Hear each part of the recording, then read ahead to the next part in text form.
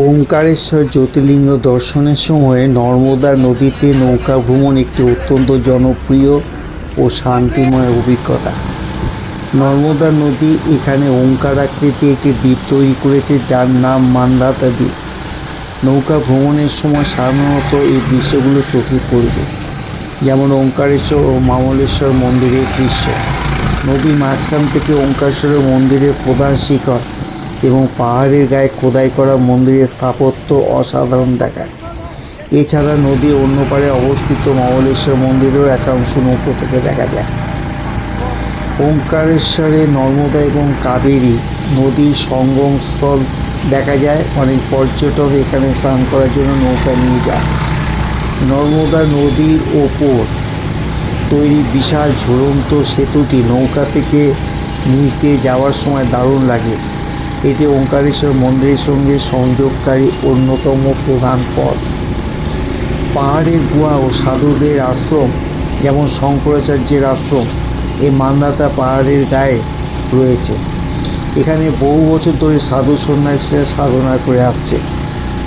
রাজপ্রাসাদ ও প্রাচীন ঘাট, হোলকার আমলের তৈরি প্রাচীন ঘাটগুলোর কারুকার্য এবং পাহাড়ের উপর অবস্থিত রাজপ্রাসাদের দৃশ্য নৌকা থেকে খুব সুন্দরভাবে ধরা পড়ে।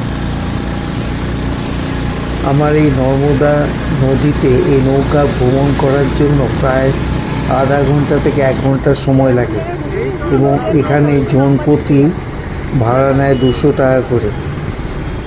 আপনারা ইচ্ছা করলে ওই সঙ্গমস্থলে গিয়ে স্নান করেও আসতে পারবেন।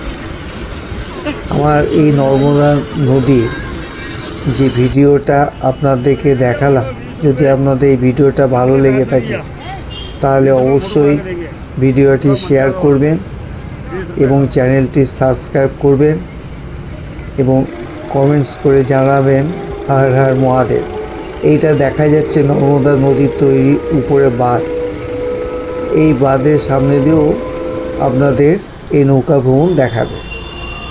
আর এই বলেছিলাম যে ওঙ্কারেশ্বর মন্দির, ওই যে ওঙ্কারেশ্বর মন্দিরের চূড়া দেখা যাচ্ছে এখান থেকে, এবং ওই পার থেকে এপারে এই ঘাটে এসে লোকেরা এই ওঙ্কারেশ্বর মন্দির দেখতে আসে।